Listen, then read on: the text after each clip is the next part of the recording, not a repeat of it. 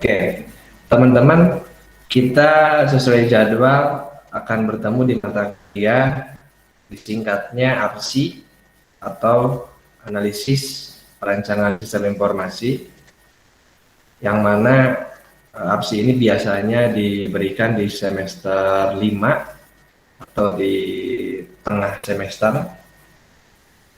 Nah, perlu diketahui mungkin beberapa nama di sini saya familiar ya. Kemungkinan saya sempat mengampu mungkin mata kuliah angkatan teman-teman itu satu atau dua kelas dulu itu pemrograman web kalau nggak salah. Sehingga mungkin hari ini tidak banyak yang akan saya ini kan.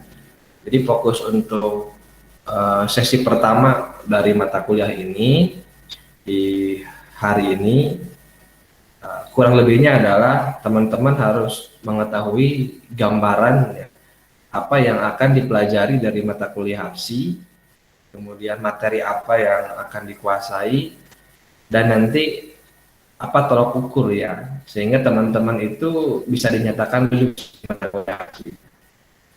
Nah, termasuk di dalamnya juga saya akan berikan gambaran kira-kira mata kuliah apa yang sangat terkait atau cukup erat terkait sehingga itu harus terlebih dahulu diselesaikan untuk kelancaran dari mata kuliah APSI ini. Oke, baik, izin saya share screen.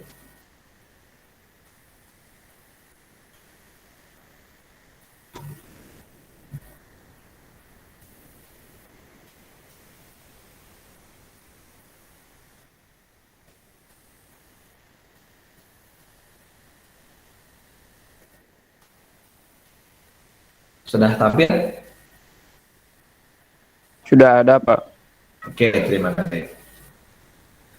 Nah, ini mata kuliahnya, Analisis Perancangan Sistem Informasi, dan ini nama saya.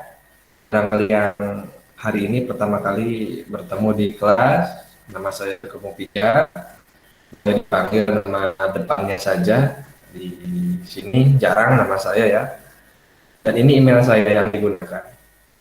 Jadi barangkali nanti ada keperluan terkait email, mungkin boleh dicatat ya, email saya, kemudian termasuk untuk korespondensi kalau misalkan ada penugasan, kalau misalkan tidak di Google Classroom, kemungkinan di email ini. Oke, nah saya berikan sekilas nama mata kuliah. Nah di kita itu namanya itu APSI, Analisis Perancangan SI. Nah mungkin ya teman-teman punya teman di fakultas lain atau kampus lain yang juga jurusannya itu informatika atau sistem informasi. Nama lain yang sejenis APSI itu ada yang mata kuliah namanya itu analisis desain sistem informasi atau analisa perancangan SI, atau mungkin ada yang namanya kalau di luar itu adalah sistem analis and design. Jadi itu mengacunya itu ke mata kuliah yang sama. Jadi analisis atau analisa perancangan atau desain, nah itu mengacunya ke hal yang sama, yaitu terkait dengan sistem analisis and desain. Nah, kurang lebihnya adalah berarti teman-teman akan tahu bahwa mata kuliah ini itu fokus ke proses dari suatu sistem development. Ya, bagaimana kita membangun suatu sistem informasi. Jadi itu ya, barangkali kalau nantinya mata kuliah bisa berupa modul atau berupa slide atau berupa jurnal dan sebagainya. Di antara kata-kata itulah sistem analisis desain, analisis atau analisa, kemudian perancangan atau desain ya. Nah kalau mungkin ada juga yang namanya information system development, itu pun hampir sama ya. Jadi fokusnya ke sana. Oke, nah selanjutnya ini yang akan kita capai hari ini. Perkenalan tadi udah, nama saya. kemudian kontrak kuliah, pengenalan materi, media konsultasi, dan juga seperti sistem penjagaan kita seperti apa. Nah, kemudian kontrak kuliah ini mata kuliah ARSI ya. Kemudian teman-teman ada di kelas reguler, kita masuk ke tahun akademik 2021 ya dengan 2022. Kita akan ketemu selama 1 semester, yang mana kita bukan ragu ya. Kita akan bertemu tiap hari Selasa, dimulai dengan pertemuan sekarang pertama 21 September. Di semester yang biasanya ya posisinya itu diberikan di semester 3, di tingkat 3 ya untuk semester 5. Nah, kemudian saya tanya dulu di sini, apakah ada yang di bawah dari semester 5, teman-teman yang hadir hari ini? Atau semuanya sama di 2 kelas ini? Sama apa kemungkinan? Sama ya. Ada nggak mungkin kakak tingkatnya atau mahasiswa pindahan, sehingga nanti barangkali perlu konsultasi yang lebih, nanti silakan japri ke saya gitu. Tapi kalau teman-teman suatu angkatan atau semuanya ya sama-sama naik tingkat dari kemarin, itu lebih mudah tentunya. Oke, nah kita akan kuliah Tasikmalaya. Kemudian, nah untuk bobot dari mata kuliah ini itu adalah sebesar 3 SKS. Nah, artinya teman-teman, kalau teman-teman di sini concern yang namanya IPK ya, atau indeks prestasi kumulatif, beban dari 3 SS ini berarti termasuk kategori mata kuliah yang cukup besar ya bobotnya. Teman-teman kan tahu ya, mungkin ada mata kuliah yang 1 SKS, 2 SKS, 3 SKS, atau mungkin kayak skripsi yang 5 SKS misalnya. Nah di kita bobot yang 3 semester itu masuk mata kuliah yang inti. Nah maka dari itu ya, kalau misalkan teman-teman dapat nilai C ya, untuk mata kuliah ini, sebenarnya itu akan sangat berpengaruh ke IPK kumulatif ya tentunya. Tapi kalau teman-teman memang fokus mau IPK yang baik, minimal saya sarankan itu adalah selesaikan mata kuliah ini dengan nilai B. Ya.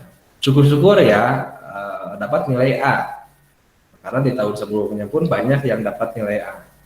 Sehingga nanti kalau teman-teman punya target IPK yang misal pengen di atas 3,5 ke atas, itu akan sangat membantu teman-teman. Itu ya.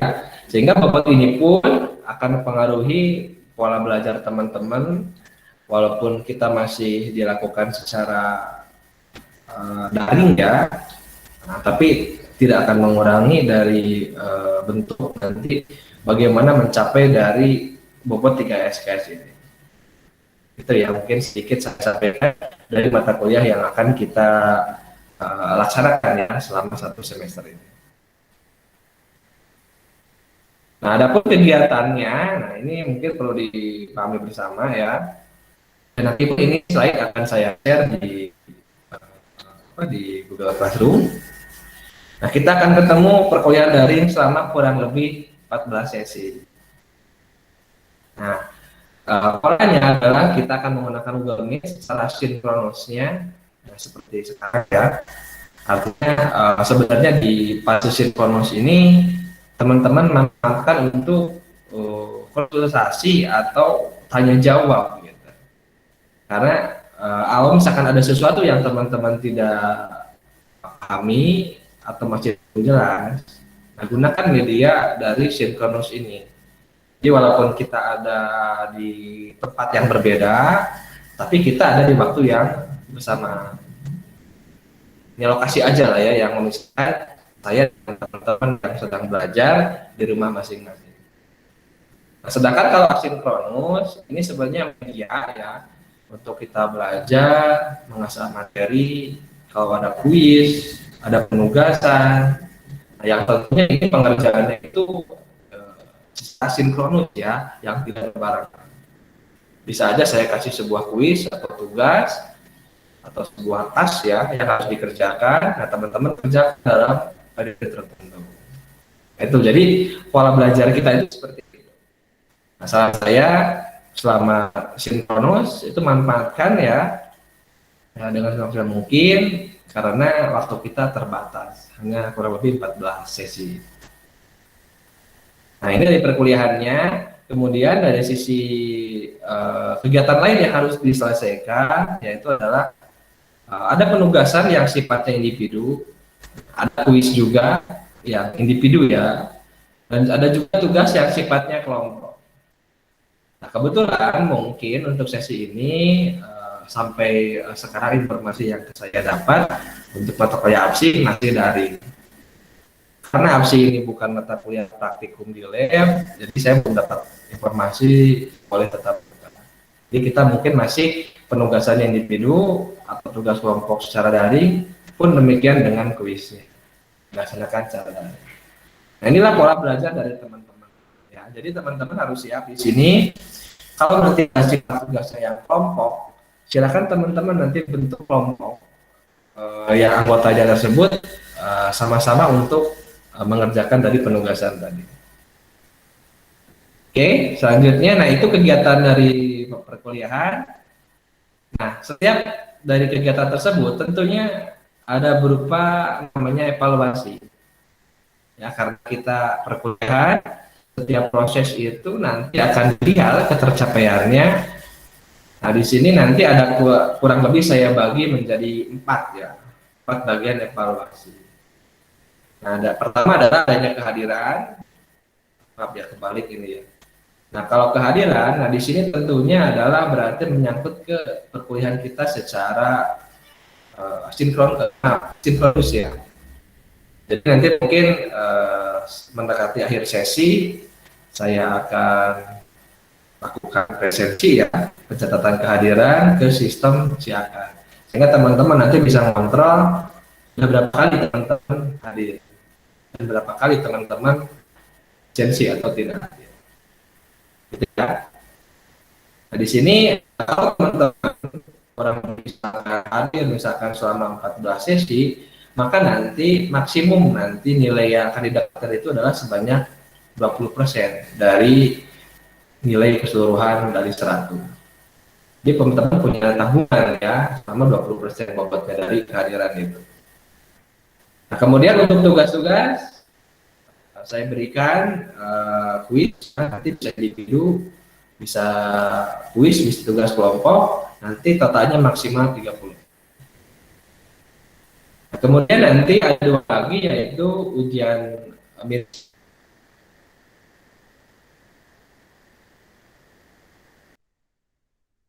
ada lagi adalah UAS sebanyak 30%.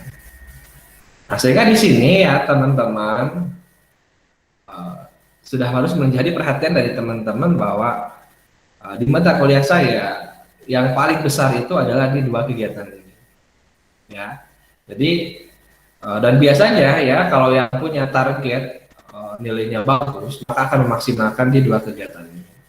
Karena dengan total ini aja teman-teman udah punya, kalau misalkan UASnya bagus ya, tugas-tugasnya sering mengerjakan, kuisnya dikerjakan, tugas kelompoknya pun dikerjakan, ini sudah mencapai 60%. Sehingga kalau misalkan dengan kehadiran, nah sudah mencapai 80, itu sudah dapat nilai B sebenarnya. Nah, di antara itu aja ya teman-teman ya. Ya, yang sudah kakak tingkat Anda, biasanya itu nilainya itu nggak maksimal karena apa? Jarang karena UAS atau UTS. Karena UAS UTS sebenarnya hanya menguji apa yang disampaikan dari pertemuan perkuliahan. Biasanya seperti di sini. Memang ada tidak mengerjakan tugas atau tugasnya dikerjakan asal-asalan atau tugasnya itu teman-teman asal comot di internet. Nah, itu sangat mudah kelihatannya ya. Misalnya nanti ada satu bahasan kita membuat yang namanya use case diagram. Saya berikan suatu penugasan ke teman-teman, buatkan suatu pemodelan proses bisnis, misalkan untuk sistem ujian online. Teman-teman harus buat use case diagramnya. Karena teman-teman misalnya malas, tinggal buka google.com, kemudian diketik di sana use case penjualan online. Betul, teman-teman akan menemukan. Tapi kalau teman-teman coba aja misalkan itu kumpulkan ke saya akan dengan mudah mengetahuinya sehingga penilaiannya nanti nggak maksimal. Gitu.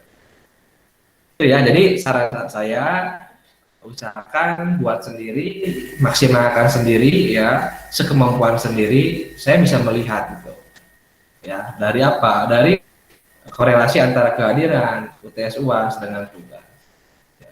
Dan jomplang ya, karena kalau jomplang kelihatan tapi tiba-tiba UASnya itu bagus gitu. Nah, bukan berarti saya nggak percaya gitu ke UASnya, tapi nanti saya lihat juga tugas-tugasnya dan sebagainya. Biasanya itu adalah garisnya itu garis yang lurus, nggak jomplang ya seperti itu. Oke, paling itu untuk kegiatan evaluasi dan terakhir adalah grade nilai. Nah ini harapan saya teman-teman itu sebenarnya lulus semuanya. Nah walaupun ya nilai C juga lulus, tapi bagi saya ya saya harapan sih teman-teman itu minimal paling rendah itu B atau bahkan nilainya itu A. Ingat ya tadi ya, bobot 3S ini itu akan menentukan IPK Anda. Makanya harapan saya seperti itu.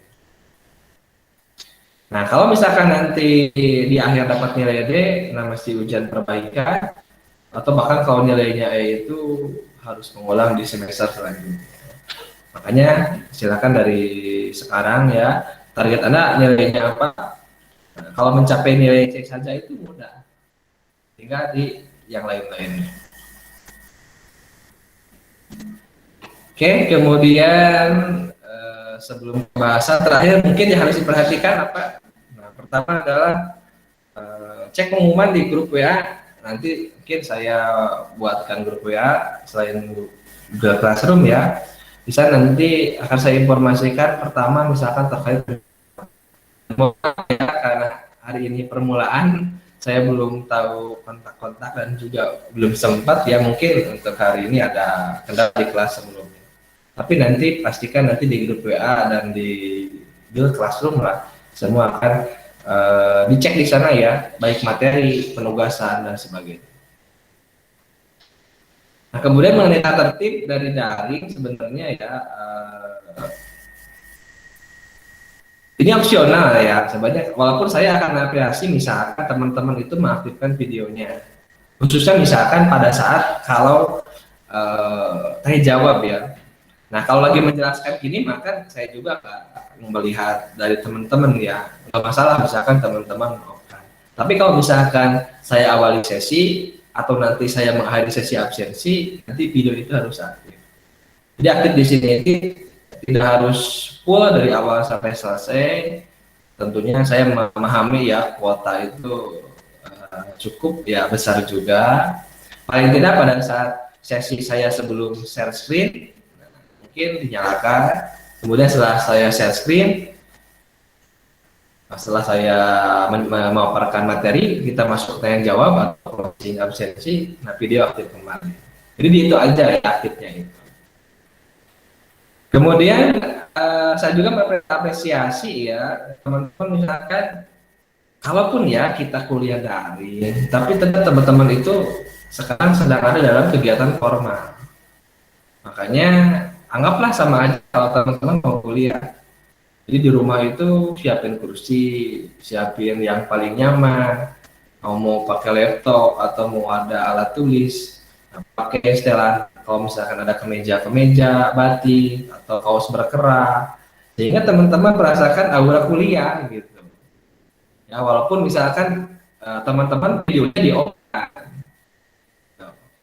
Karena biasanya ya kalau misalkan teman-teman mau mengikuti ini dengan lancar, dengan jiwa yang betul-betul belajar yang ini, sehingga nggak kesan misalkan daring itu HP-nya digorengkan, teman-teman sambil tiduran, ya cemilan dan sebagainya gitu. Biasanya itu akan berpengaruh ya terhadap proses belajar dari teman-teman. Nah, makanya di sini kalau bagi saya, saran saya, ya anggaplah gimana teman-teman kalau kuliah kita di kelas, teman-teman duduk di kursi kelas, jadi pilihan pun menyesuaikan. Itu ya dari saya mengenai itu. Kemudian kalau praktikumnya kebetulan kita nggak sifatnya praktikum. Kalaupun nanti ada project, nah project itu dikerjakan nanti misalkan teman-teman berbarengan. Nanti kalau misalkan perlu pemaparan, nanti kita sama ya. Kita Google Meet lagi, teman-teman presentasi di tempat masing-masing. Nah nanti saya berikan penilaian. Nah, yang ketiga adalah bagaimana kalau seandainya ada kendala perangkat atau internet, itu silakan disampaikan aja ke saya. Langsung aja cari saya, nanti saya sertakan nomor WA saya, sehingga misalkan kalau kayak tadi apa mah internetnya putus-putus, misalkan saya nggak maksimal atau kuotanya habis dan sebagainya, saya akan memaklumi itu. Dan nanti teman-teman ya tinggal lihat nanti video dari recording ya dari perkuliahan di tiap sesi itu ya. Jadi intinya harapan saya memang semua bisa hadir, tapi kalau ada kendala termasuk jelas ya, kalau sakit izin itu mungkin jelas ya, itu kan nggak bisa temannya. Tapi kalau teman-temannya bisa tapi perangkat atau internetnya tidak ada kendala, nanti sampaikan aja ke saya, nanti saya akan berikan semacam toleransi lah untuk teman-teman. Tapi mohon landasi dengan jujur ya, jangan ada niat yang kurang baik. Saya kira itu dulu. Barangkali ada pertanyaan, mangga sebelum nanti saya lanjut ke apa ini? Ini materi bahasan ya. Materi bahasan yang akan dicapai.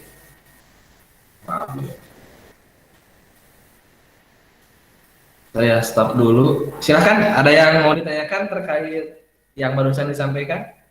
Pengantar dari kontrak kuliah, evaluasi atau kegiatan dan sebagainya. Mangga silakan.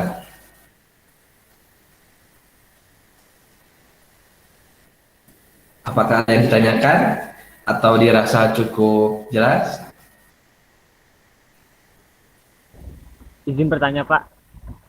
Mangga silakan. Ya. Untuk mata kuliah ini apakah sama kayak yang rekayasa perangkat lunak gitu Pak? Soalnya kan dalam proses development gitu sama. Oke, terima kasih. Baik, ini pertanyaan menarik ya dari di nama saya Mutakin ya namanya ya di akunnya. Betul Pak. Oke, betul. Ini pertanyaan menarik dan sebenarnya itu sering ditanyakan, gitu ya. Nah, saya akan tanya dulu nih, teman-teman mata kuliah rekayasa perangkat lunak sudah mengambil atau belum? Sudah Pak. Sudah. Nah, waktu itu belajar apa aja? Nah, sekalian ya, yang lain juga sama nanti barangkali ada ini yang sama nanti kita temukan ya. Kalau persamaannya apa, kemudian sedikit kalau ada berbedanya apa. Nah, kemarin belajar apa aja? Perancangan sistem ya kayak use case gitu Pak, merancang Ya. use case. Terus diagram flow gitu, DFD. DFD, oke.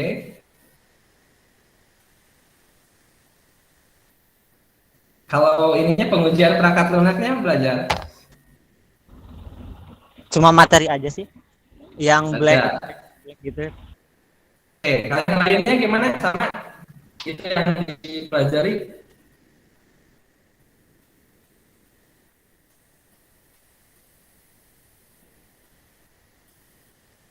Sama ya? Saya anggap sama, berarti yang mutakin mewakili. Oke, jadi begini. Kalau misalkan dulu teman-teman ya ngambil mata kuliah dari apa itu ya? Pengantar sistem informasi. Nah, pernah ya di semester 1 atau 2 harusnya. Nah, sebenarnya di sana akan kelihatan jelas secara harfiah ya. Masih bedanya sistem informasi dengan perangkat lunak. Kemudian apa sih persamaannya ya terkait proses engineeringnya atau rekayasanya. gitu ya. Jadi betul ada juga ya mungkin namanya rekayasa sistem informasi atau rekayasa perangkat lunak. Nah, sebentar saya izin share.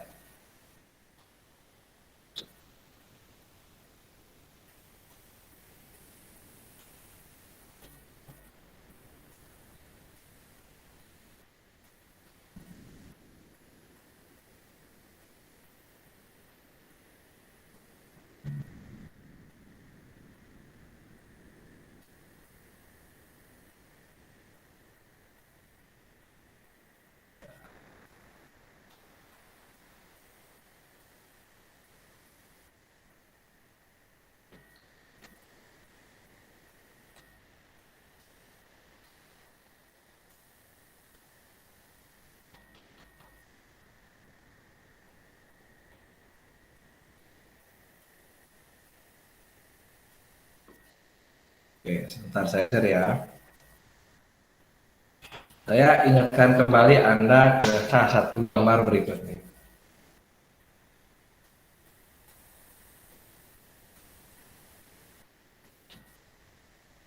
Sudah muncul? Sudah, Pak. Oke, nah jadi begini ya. Nah sebenarnya kalau misalkan kita mengacu ke salah satu ilmu dasar informasi, nah sistem informasi di sini itu sebenarnya itu bisa luas, nah, kayak di sini ya, bahwa sistem itu adalah sekumpulan orang, atau di sini mungkin stakeholder menyebutnya, ada bisnis proses, ada perangkat keras, ada IT ya di sana ya, termasuk jaringan komputer ya kalau sudah berbasis online atau jaringan. Kemudian ada basis data yang untuk proses penyimpanan datanya, dan juga ada perangkat lunak. Nah, perangkat di sini ini bisa konotasinya itu atau arahnya itu ke software development-nya, bahasa pemrogramannya, atau sistem operasi nanti yang akan untuk menjalankan dari sistem informasi tersebut. Ini ya. Nah, jadi kalau misalkan teman-teman misalkan dengan misalnya sistem informasi akademik, nah, nanti di sistem informasi akademik itu kan siapa orang yang menggunakan sistem tersebut. Ada proses apa aja di bisnis proses dari sistem akademik tersebut. KRS, nilai, kemudian perbaikan, penjadwalan, dan sebagainya. Kemudian disebut perangkat kerasnya apa? Misalkan server, ada klien, ada mobile misalkan ya, klien misalkan handphone dan sebagainya. Ada jaringannya, ada komunikasi datanya. Database-nya misalkan apakah database-nya lokal, kemudian DBS-nya apa. Nah, termasuk di sana ada yang namanya perangkat lunaknya, atau software-nya, atau aplikasinya itu sendiri. Gitu ya. Nah, jadi kalau misalkan teman-teman membangun satu sistem informasi, sebenarnya di dalam pasti ngebangun perangkat lunaknya, ngebangun software-nya. Ya, bagaimana membedakan dari prosedur? Nanti betul ya, ada use case diagram, kalau pendekatannya object oriented. Kalau misalkan pendekatannya itu adalah terstruktur, ada mungkin flow map. Gitu. Nah, jadi kalau misalkan perangkat lunak, nah kemarin mungkin disebutnya itu software engineering ya. Nah, memang maknanya itu bisa sama dengan membangun sistem informasi kalau perangkat lunak yang dibangun itu adalah perangkat lunak yang nantinya itu untuk mendukung proses bisnis penyimpanan data. Nah, saya ingat kembali nih Anda nih. Dulu ketika belajar PTI ya kalau nggak salah, atau apa ya yang terkait ada perangkat lunak. Menurut teman-teman atau menurut Mutakin nih, yang contoh perangkat lunak sih seperti apa sih? Yang disebut perangkat lunak itu? Perangkat lunak ya kayak siakat gitu, Pak, bukan? Siakat, oke. Apakah hanya itu aja perangkat lunak itu? Enggak juga sih, Pak, ada. Kan ada bentuknya web, ada aplikasi gitu. Oke, selain web atau aplikasi, contoh perangkat lunak yang lain yang didefinisikan oleh teman-teman. Kan software itu software ya, Pak Anton lagi itu kan. Apakah software itu hanya suatu aplikasi? Software itu kan, kalau saya ingatkan kembali, ada yang jenisnya itu operating system. Itu juga kan software. Ada juga application software. Ada juga misalkan embedded software, ya, software yang ditanamkan ke misalkan ke sebuah perangkat. Ada juga misalkan untuk kebutuhan robotik ada software misalkan sebagainya. Dan dari juga ada sebuah software. Nah, jadi sebenarnya kalau yang saya pahami ya, software engineering itu tidak hanya merujuk ke seperti yang kemarin misalkan teman-teman ngebangun si aplikasi untuk siakan saja.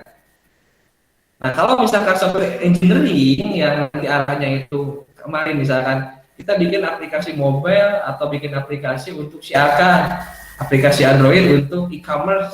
Nah, itu sebenarnya akan sama mata kuliah apsi ini. Karena di sana ada konteksnya itu nanti Anda buat database, Anda pahami SOP prosedurnya, ada hardware dan ada pipa dan sebagainya. Tapi kalau teman-teman melakukan rekayasa atau pembangunan software ya, misalkan software itu untuk suatu alat atau software tersebut untuk misalkan suatu misalkan game aja lah. Ya, teman-teman di sini ada yang ya, di online dan sebagainya itu kan tidak software atau aplikasi. Tapi itu kan disebut sistem informasi game gitu, kan enggak ya? Karena ada bagian di sana yang nggak ada, misalkan ya, kalau teman-teman bikin software, gamenya itu gamenya game Juma lah, atau gamenya itu game interaktif lah misalkan. Kan di sana nggak ada prosedurnya, nggak ada yang dinamakan, mungkin database-nya juga mungkin di sana itu penyimpanannya itu berbasis teks gitu. Jadi kalau ada penyimpanan, ya penyimpanannya itu nggak ke database, nggak kayak misalkan Anda bikin game, tiba-tiba di game tersebut apakah di sana itu ada SQL-nya atau Postgres-nya atau misalkan ada Oracle-nya, kan nggak ada. Itu ya. Jadi kalau misalkan teman-teman belajar software engineering dan yang dibangun itu aplikasinya itu untuk keperluan proses bisnis, misalkan si AK, e-commerce atau kayak Gojek seperti itu ya misalkan, itu akan nanti betul sama persis dengan yang dipelajari di APSI. Karena di APSI membahas masalah stakeholdernya, prosesnya, database-nya, dan sebagainya. Nah, tapi sebenarnya RPL itu lebih luas dari itu. Ya. Jadi, kembali saya ingatkan ke teman-teman, definisi dari perangkat lunak. Teman-teman membangun satu software, sistem operasi ya, itu kan suatu proses rekayasa dari perangkat lunak untuk suatu software sistem operasi. Atau suatu software misalkan embedded software. Itu ya. Nah, teman-teman misalkan boleh di search aja lah misalkan definisi dari software gitu. Jadi itu lebih luas mas software itu maknanya gitu. Itu mungkin sedikit perbedaannya ya kalau dari saya, apa itu rekayasa software engineering ya dengan rekayasa SI atau APSI. Jadi kalau APSI itu jelas fokus kita akan bangun sistem yang mana memang betul salah satu elemennya itu kita butuh suatu perangkat lunak yang mendukung proses bisnis. Sedangkan perangkat lunak itu bisa jadi sebenarnya itu nggak sama dengan APSI. Ketika software yang dibangun itu bukan aplikasi untuk proses bisnis, tapi aplikasi untuk game, aplikasi untuk driver, atau software untuk misalkan robotik atau embedded software atau yang lainnya. Itu ya kalau dari sisi ininya. Tapi kalau misalkan ada pertanyaan apakah setiap membangun sistem itu pasti harus ada softwarenya? Ya jelas ini kan. Karena softwarenya sendiri itu adalah bagian dari yang harus ada pada suatu sistem. Anda bisa bilang itu siakan, nah karena ada apa? Ada aplikasinya, kan gitu. Tapi aplikasi untuk proses bisnis. Oke, gimana penjelasan saya? Cukup sih, cukup jelas Pak. Kalau yang saya tangkap sih, kalau apa sistem informasi itu yang pokoknya yang ada di Bisa kurang keras sedikit? kurang keras ya. Ya, nah sekarang Kalau yang saya tangkap mah di S itu yang pokoknya mah ada sisi bisnisnya gitu. Kalau software kan betul.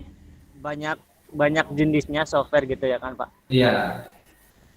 Jadi ya cukup lah untuk bahan gambaran gitu perbedaan. Oke, jadi paling gini saya ke teman-teman ya, apalagi teman-teman itu kan di informatika.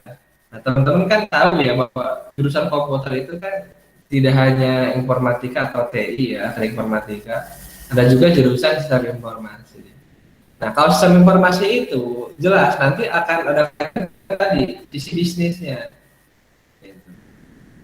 Jadi bisnis tadi itu misalkan gini, bagaimana membuat suatu proses bisnis atau prosedur yang lebih efisien, lebih efektif, ya, kan dipikirkan oleh seorang sistem analis dan mungkin nanti ada bisnis analis.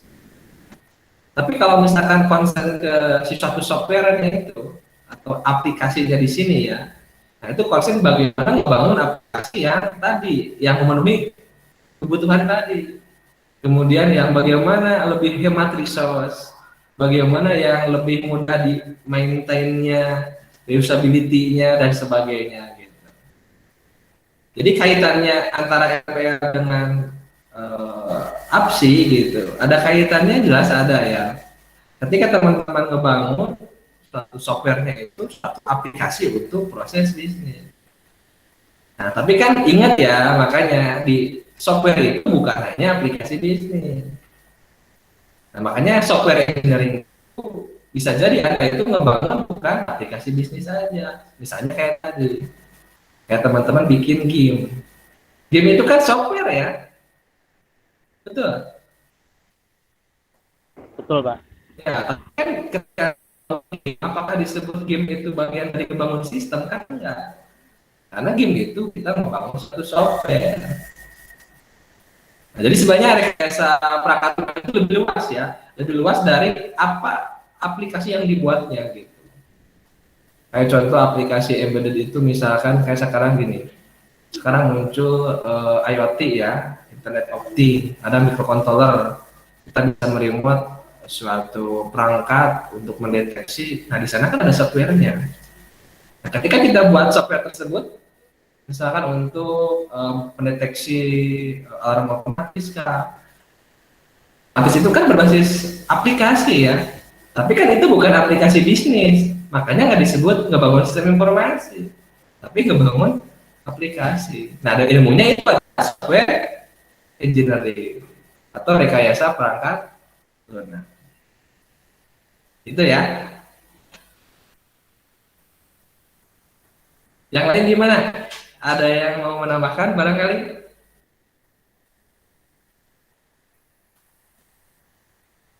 Ini banyak nih, berapa orang? Satu orang ya. Oh iya, karena kita dua kelas ya. Jadi itu ya, akan sama kalau yang dibangunnya itu software engineering-nya itu ke arah aplikasi bisnis. Ya misal kayak tadi, teman-teman punya toko, teman-teman punya kantor. Di sana itu misalkan itu untuk transaksinya itu penjualannya atau kalau kantornya misalkan pencatatan pelanggan atau nasabah itu masih manual, kita mau buat supaya terotomatisasi. Nah itu jelas kalau bikin sistem informasi atau bangun RPL ya itu sama karena aplikasi yang dibangunnya aplikasi bisnis. Tapi kalau di SI nanti ada pertimbangan-pertimbangan lain, masalah dana, masalah scheduling, masalah pembagian job, tim dan sebagainya itu dibahas. Kalau di rekayasa perangkat lunak, biasanya itu fokusnya itu apa yang dilakukan oleh seseorang dari yang namanya suatu software developer atau programmer. Mungkin ada juga sama scheduling, tapi scheduling untuk itu. Jadi penekanannya ke sana gitu. Ya, saya kira gitu dulu ya, Mutakin ya. Nanti kita lihat di perjalanannya seperti apa. Nah, sehingga kalau ada kesamaan, ya saya bersyukur kalau teman-teman di sini sudah belajar use case diagram atau sudah belajar misalkan data flow diagram. Nah, sehingga nanti mungkin hanya saya share aja, saya mengulas kembali. Nah, kemudian apa yang harus dikerjakan oleh teman-teman di akhirnya. Oke, ada lagi yang mau bertanya?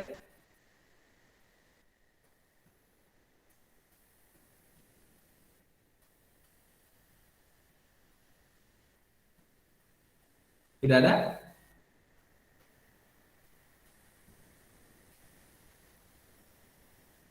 Sepertinya tidak, Pak. Oke, kalau gitu saya share dua slide ya. Hari ini saya sesuai janji tadi hanya menjelaskan apa yang akan kita pelajari. Nah, kalaupun tadi nanti sudah dibahas dari berarti saya tinggal penekanannya aja. Gitu. Oke, jadi saya share screen lagi.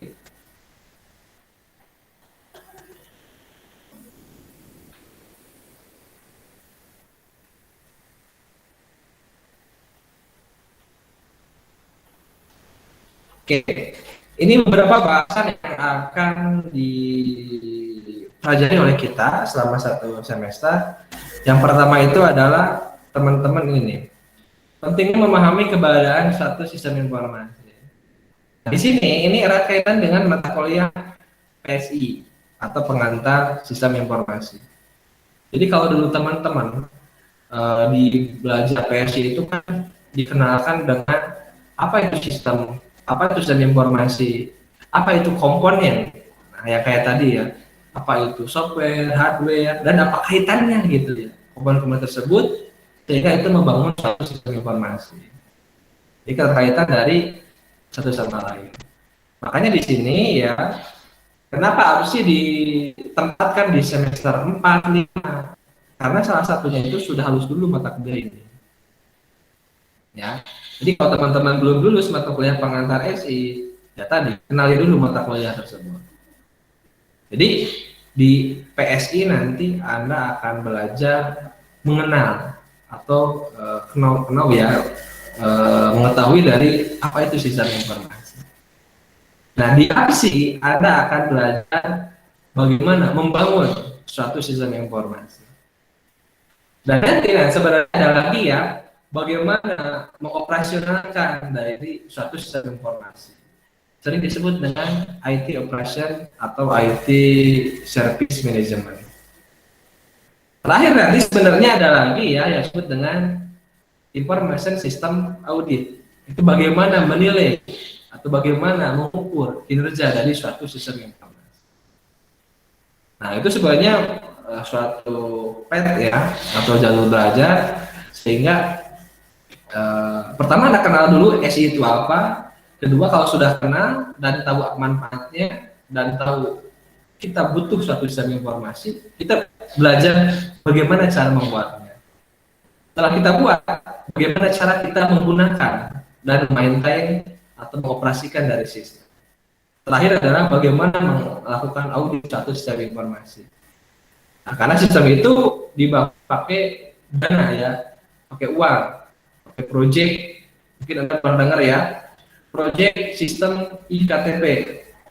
Di negara kita itu triliunan itu dananya. Bangun sistem itu pakai duit, ya, pakai uang. Nah itu kan nanti diukur bagaimana, apakah sudah efektif belum, apakah sudah sesuai tujuan belum.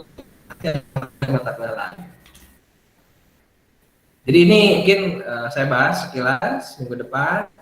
Kemudian di pertemuan selanjutnya kita tadi ya, information system engineering atau rekayasa dari sistem informasi. Di awalnya di sana misalnya itu muncul mengapa atau alasan suatu sistem informasi itu dikembangkan. Ada prinsip-prinsip di dalamnya ya, bagaimana mengembangkan sistem itu seperti apa. Kemudian ada istilah stakeholder. Kalau di bagian tadi namanya itu people, orang. Nah, di sana itu siapa aja yang terlibat dalam proses pengembangan sistem. Nah, teman-teman kan mungkin pernah mendengar istilah programmer, orang yang membangun suatu program, atau mungkin namanya software developer, atau ada project manager, ada suatu database administrator, atau berikutnya data engineer. Semakin luas lagi ada data analis, data scientist dan sebagainya. Nah, tergantung dari apa yang dibangunnya. Kemudian ada juga IT staff, IT network, ada IT support, mungkin ada UI, UX designer. Nah, ini kan salah satu profesi-profesi di bidang IT.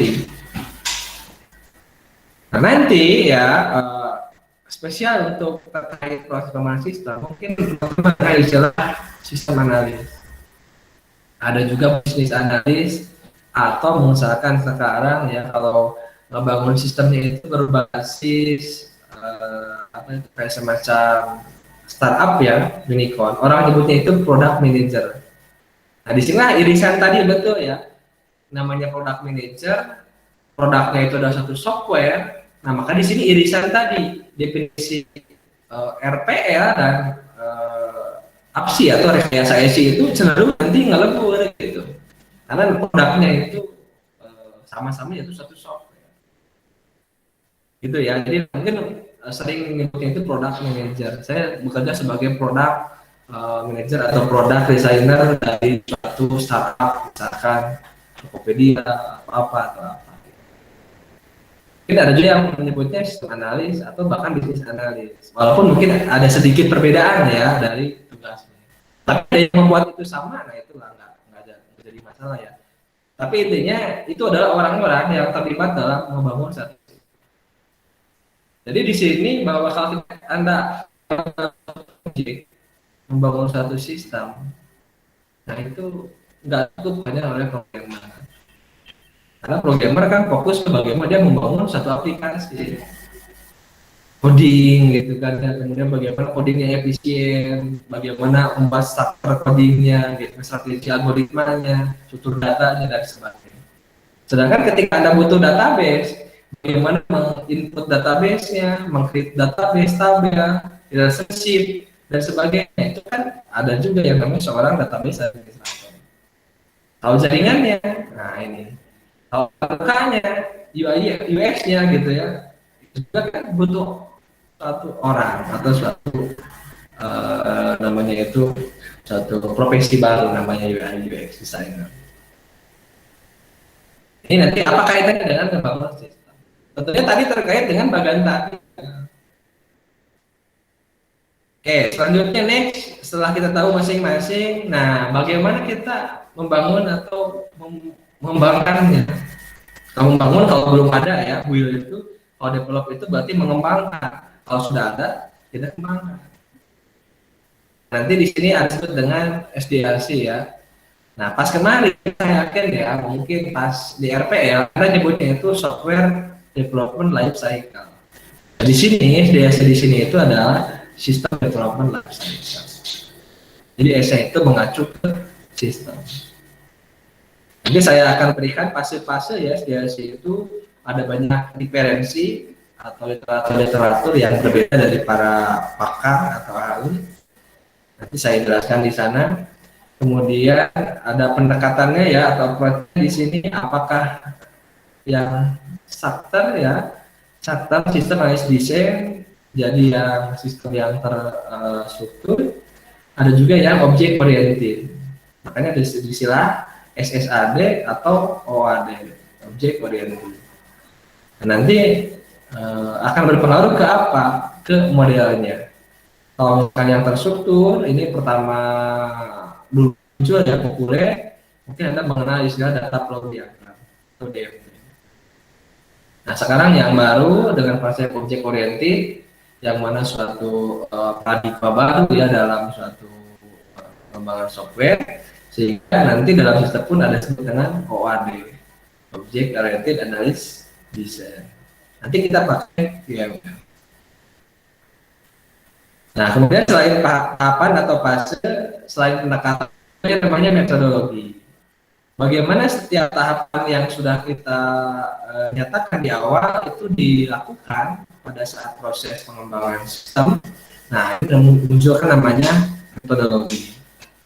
Ini sama ya, mendengar istilah waterfall, paralel, prototyping, active programming, atau mungkin sekarang yang populer orang nyebutnya itu Scrum model. Scrum punya tahapan-tahapannya, ada Scrumnya, ada tahapan bagaimana membuat scopingnya, projectnya, dan sebagainya. Nanti ini sebut kita itu sebenarnya dalam definisi dari APSI itu disebut dengan metode. Itu cara atau pilihan bagaimana kita melaksanakan suatu tahapan-tahapan dalam pengembangan sistem.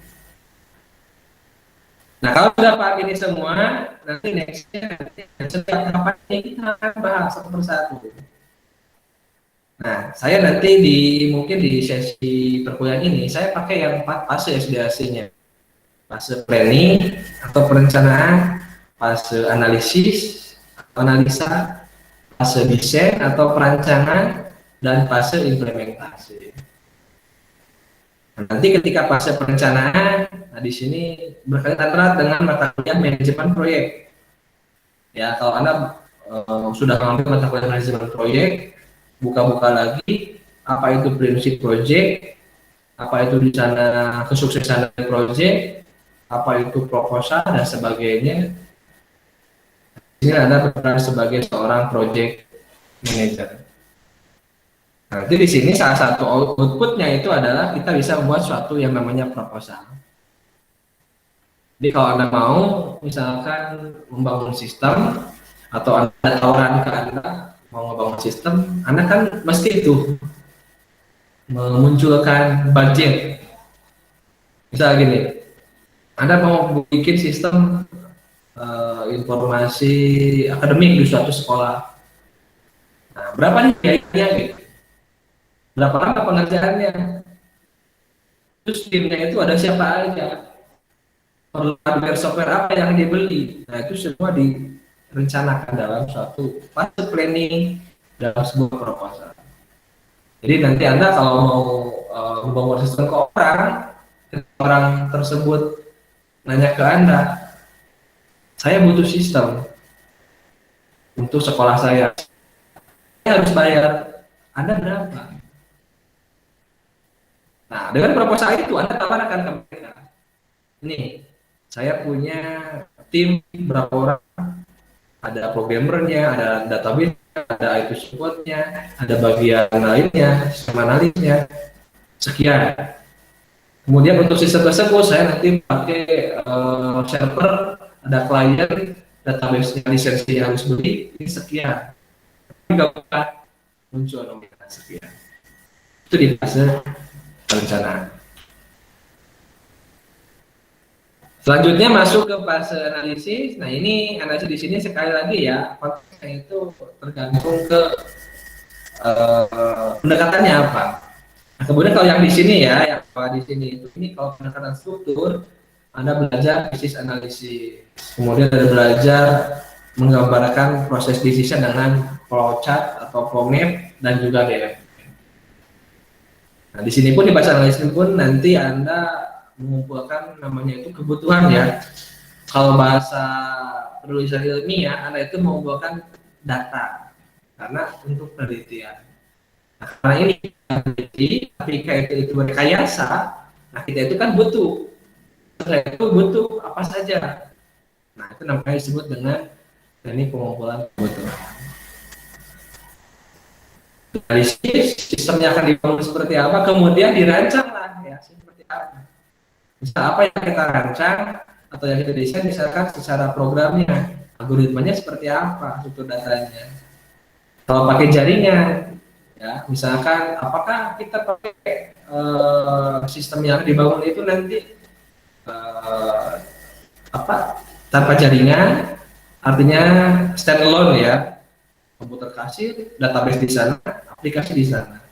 Tapi kalau misalkan kita pakai jaringan LAN, ada server, ada klien. Kliennya komputer, servernya juga komputer. Mana mengkoneksikan antar komputer? Nah, kita perlu seorang ahli IT network di sana. Ilmu di mata kuliah Telkom, jaringan komputer. Kemudian kita desain aplikasi, tampilan antar mukanya ya, login, transaction, reporting dan sebagainya. Nah itu kan perlu ada orang yang mendesain. Sering disebut itu adalah UI UX designer. Ilmunya salah satunya adalah mata kuliah dari IMK.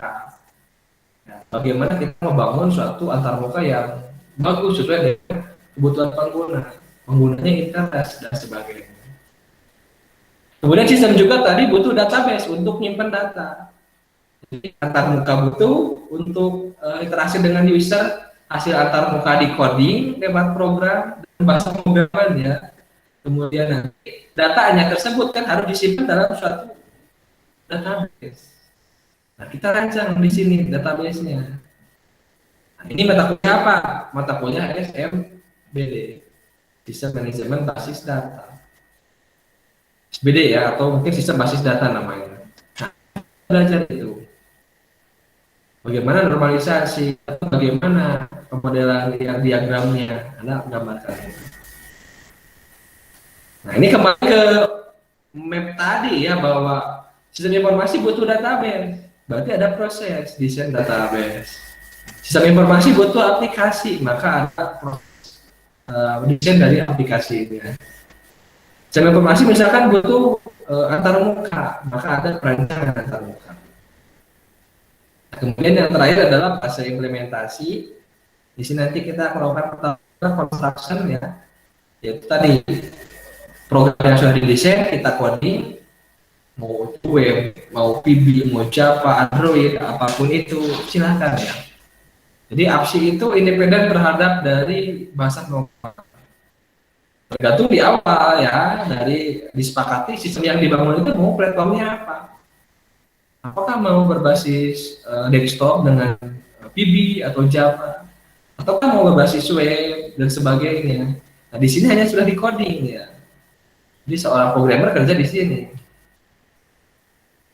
Atau mau Android, nah di sini berarti desainnya desain Android. Antarmukanya muka Android. Database misalkan tidak database misalkan yang di desktop ya atau di web, misalkan Android itu pakai SQLite atau yang lainnya.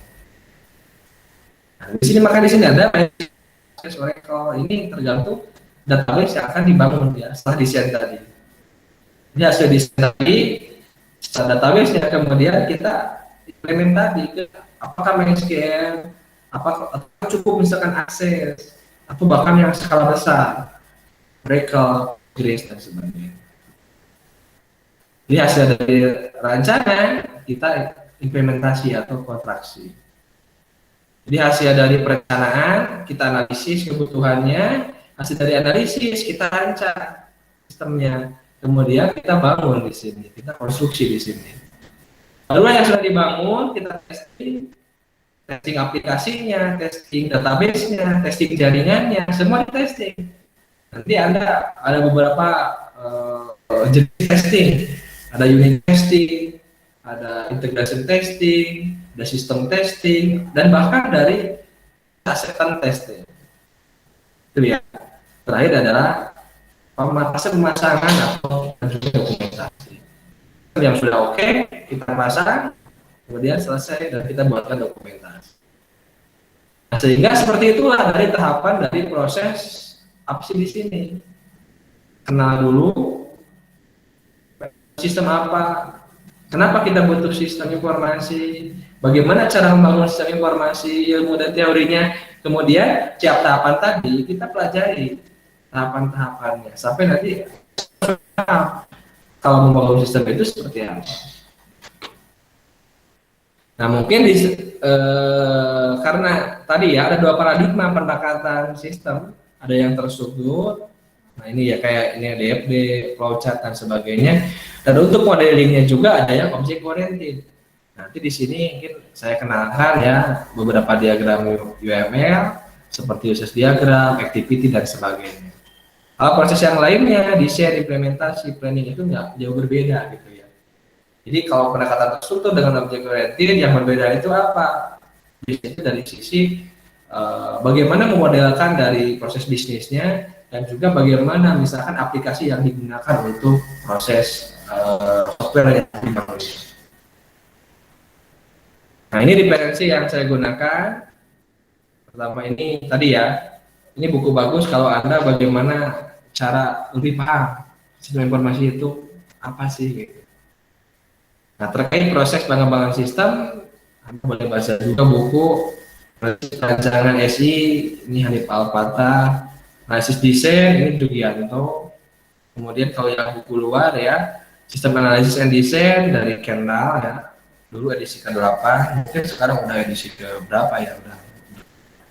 Sistem analisis and design Jeffrey Witten, dan juga mungkin di sini Anda mungkin lihat ada satu course bagus ya, dibuat oleh Pak Roni Satrio Wahono terkait dengan sistem analisis and design. Ini juga yang digunakan di referensi perkuliahan di mata kuliah saya. Oke, saya kira itu mungkin jadi yang akan kita bahas. Kira-kira ada yang mau ditanyakan? Selama 1 semester ya. Jadi Anda sudah punya gambaran apa aja yang akan dipelajari. Ya. Jadi tidak hanya teori, nanti ada prakteknya. Misal tadi, nanti Anda akan diarahkan buat satu proyek, misalkan. Nanti saya bahas fase perencanaan planning proposal. Nah, nanti akan ada tugas kelompok. Anda buat kelompok, misalkan sekian orang, nanti Anda buat rencana bangun satu sistem, buat proposal. Kita bahas proposal seperti ini. Kepada fase analisis, bagaimana menganalisis Anda kebutuhan untuk sistem yang akan bangun. Nah, saya ajarkan teorinya di kelas, kemudian Anda dokumen analisis. Kalau di sana Anda mesti ada menggambarkan sistem yang akan dibangun, use case diagram. Nah, saya kasih teori tentang use case diagramnya, kemudian Anda praktekkan dalam proyek Anda tersebut. Sehingga itulah mata kuliah kita. Sampai nanti akhir selesai, Anda paling tidak satu kelompok punya pengalaman membuat suatu proyek membangun sistem. Itu ya. Jadi lulus mata kuliah ini, saya pastikan Anda pernah terlibat dalam satu proyek pengembangan sistem. Nanti dalam tim Anda bisa bagi-bagi.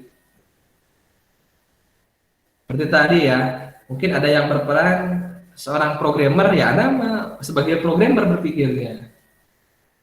Anda sebagai seorang database administrator, bagaimana merancang database, bagaimana mengimplementasi database. Anda nanti koordinasi antara programmer dengan database administrator, dengan UI UX, dengan tester ya. Nah, itu kan kerjasama ya. Jadi jangan dikira ya bahwa ketika ada proyek membangun suatu sistem ya atau produk SI ya, itu dikerjakan semua dari awal sampai selesai itu oleh satu orang. Nah, lihat aja ya tim dari misalkan Anda contoh startup e-commerce atau misalkan yang lain, itu kan mungkin satu perusahaan itu programmernya itu ada berapa orang, kemudian ada yang terkait UI UX-nya berapa orang, bisnis analis atau sistem analisnya juga berapa orang, kemudian sistem testernya berapa orang, membuat aplikasinya atau mendevelop aplikasinya ke productionnya ya untuk dirilis itu ada berapa orang. Itu bekerja sebagai sebuah tim. Nah, jadi saya akan seperti itu. Saya silakan persiapkan. Jadi mata kuliah ini tidak hanya teori, tapi mungkin nanti lebih banyak praktikumnya yang harus dikerjakan oleh teman-teman. Saya kira itu yang bisa saya sampaikan di. Silakan, ada pertanyaan?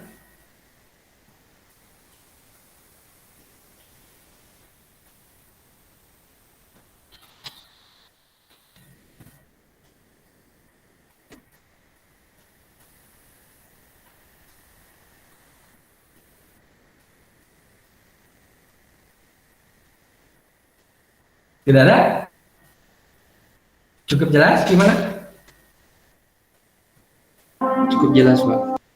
Oke, kalau cukup jelas atau kalau ada pertanyaan, silakan Anda boleh tulis di kolom chat. Saya sambil presensi untuk kehadiran pertama.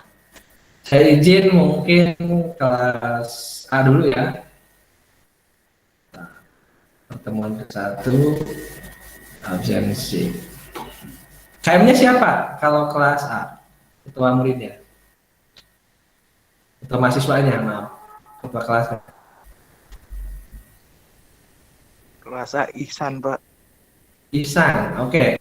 Nanti kalau kelas A nanti ya barangkali ya misalkan saya kelupaan jadwal atau apa atau yang perlu konfirmasi, tolong diingatkan ya. Jadi misalkan Pak nanti ada jadwal jam berapa misalkan. Jadi kalau misalkan mohon maaf kalau misalkan saya kelupaan lagi, ini mohon diingatkan. Pertemuan 1, Akpal Pratama hadir.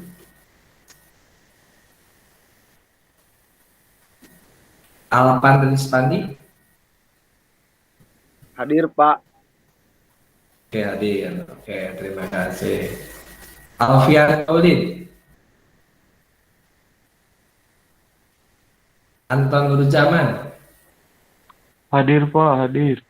Oke, Anton hadir. Arjasa Handaya. Asep Nur Samsi. Hadir Pak, hadir. Oke. Ahi Jaikiwel Hudaya. Hadir, Pak. Oke. Beni Delani. Hadir, Pak. Oke. Cecep Maulana Hidayat. Siap, hadir, Pak. Oke. Dani Hamdani. Hadir, Pak, hadir. Oke. Dede Heriana. Hadir Pak. Oke. Dera Kusdia Nurman. Hadir Pak, hadir. Oke. Ervan Gunara. Hadir, Pak. Oke. Fikri Sahid Hamal. Hadir, Pak. Oke. Geri Ahpiansa. Hadir, Pak.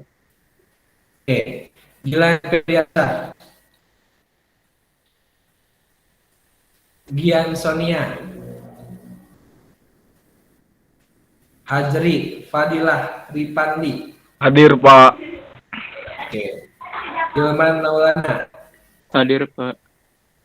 Oke. Ihsan Nugraha Ainul Yakin. Iqbal Rosprayoga. Hadir Pak. Oke. Maniatul Wafa. Ingrid Lismiati. Hadir, Pak. Oke.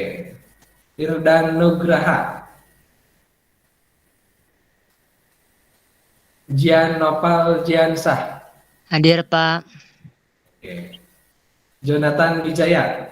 Hadir Pak. Oke. M. Aldi. Hadir, Pak. Oke. Mahesa Aufi. Hadir, Pak. Oke. Muhammad Taufik Juliana. Hadir, Pak. Oke. Muhammad Firmansyah. Hadir, Pak. Oke. Muhammad Hanif. Muhammad Rijal Nur. Hadir Pak. Oke. Nida Mahdalena. Hadir, Pak. Oke. Nuzia Restu Paujian. Izin, Hadir, Pak, Pak. saya mau tanya. Terlewat atau tidak? Gimana? Mutakin terlewat atau enggak, Pak? Soalnya belum kesebut. Mutakin kelas apa? Kelas A, kelas B? Kelas B. Oh, saya masih kelas A dulu ya. Nanti kelas B belum. Iya, ya, siap. Maaf, Pak. Oke, iya nggak apa-apa. Oke. Nuzia Restu ada? Hadir, Pak. Oke. Rima Nurul. Hadir, Pak. Oke. Ridwan Muhammad Sidik. Hadir, Pak. Oke. Rizal Maulana Saputra.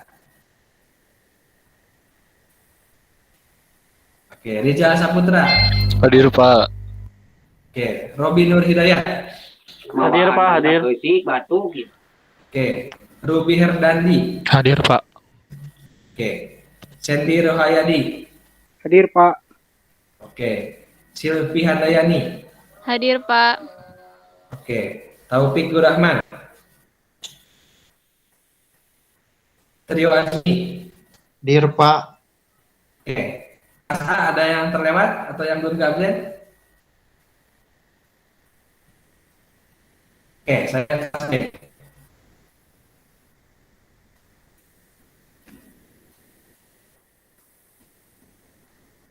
Ade Sopa, Sobaria. Hadir, Pak. Oke. Apip Saiful Mila. Hadir, Pak. Oke. Agus Kurniawan. Hadir, Pak. Oke. Ajeng Gian Balkisa. Hadir, Pak. Oke. Alga Marin. Hadir Pak. Oke. Anka Riyadi. Hadir, Pak. Oke. Ari Febriana. Hadir, Pak. Oke. Bayu Aditya. Hadir, Pak. Oke. Bila Nabila.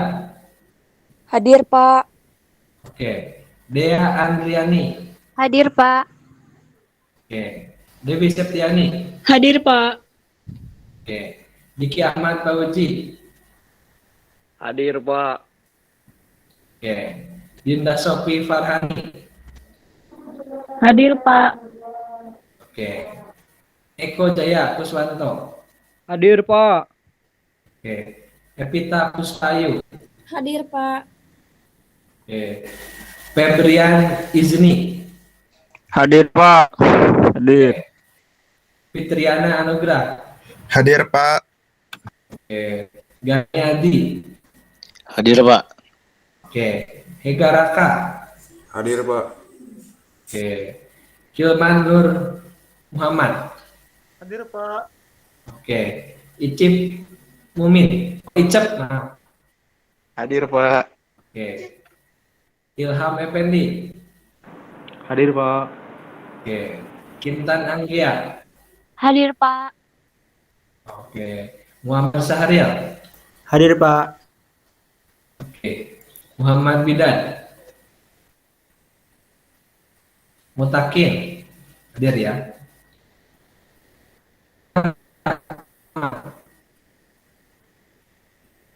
Nurul Arham. Hadir, Pak. Oke. Oktaviani Putri. Hadir, Pak. Oke. Raden Muhammad Riki. Hadir, Pak. Oke. Rafi Muhammad. Hadir, Pak. Oke. Riani Asri. Hadir, Pak.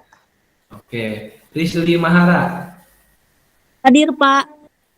Oke. Rizal Jibni. Hadir, Pak. Oke. Santi Sukma Gali. Hadir, Pak. Oke. Sipa Marwa. Hadir, Pak. Oke. Tata Abdul Fatah. Hadir, Pak. Hadir. Oke. Willy Gunawan. Hadir, Pak. Wina Wijayanti. Hadir, Pak.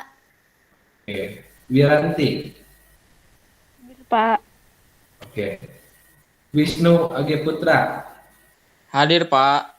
Oke. Yaya Susni Mubarok. Yuda Cipta Prasetya. Hadir, Pak. Oke, tidak ada. Oh, siapa? Yuda ada. Sudah. Oke. Oke, nanti cek lagi ya Anda di sistemnya. Barangkali ada yang terlewat atau gimana. Nanti konfirmasi ke saya. Pak. Tadi Gian Sonia hadir, Pak. Gian Sonia. Kelas apa itu? Kelas A. Oh, kelas A. Kelas B dulu barangkali coba sebelum saya pindah. Kelas B dulu ada yang terlewat? Saya sudah kan ya, Pak. Mutakin sudah. Siapa Ya. barusan yang ngetik? Bentar. Ankaria Firdaus sama Muhammad Taufik Juliana. Angka. Oke, udah Ankaria di Firdaus sudah. Muhammad Taufik Juliana. Ya. Muhammad Taufik Di kelas A mungkin ya. Ntar. Hadir. Siapa lagi? Nah, siapa lagi yang ini? Yang ngetik siapa itu? Yayas hadir. Oke, Yayas. Ya, Susni. Oke. Yang kelas A lagi ya. Gian Sonia sudah Pak. Oke, kelas A siapa? Gian Sonia. Oke, siapa lagi?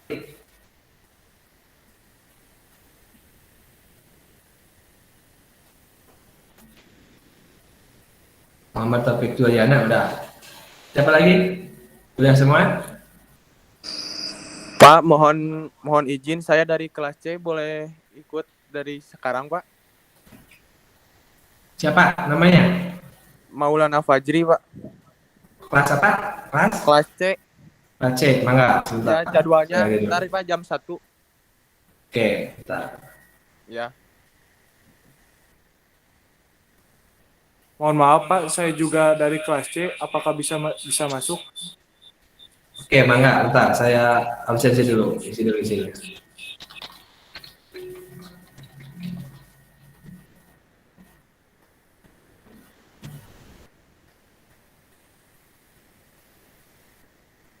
Siapa namanya? Rian Sahrul Ramdhani. Rian sama Rian. Iya Pak. Rian Sahrul Ramdhani. Oke, siapa lagi dari kelas C? Maulana Fajri Ramadan, Pak. Maulana Fadil Ramadan. Oke, sudah. Siapa lagi? Terima kasih, Pak. Terima kasih Pak. Oke, ada yang dari kelas D? Saya kira nggak ada ya. Oke, baik. Paling itu saja teman-teman. Kalau misalkan tidak ada pertanyaan atau misalnya ada pertanyaan boleh ditanyakan minggu depan pas sesi kedua. Sekian hari ini untuk sesi pertama. Saya akhiri. Assalamualaikum warahmatullahi wabarakatuh. Waalaikumsalam. Terima kasih, Pak.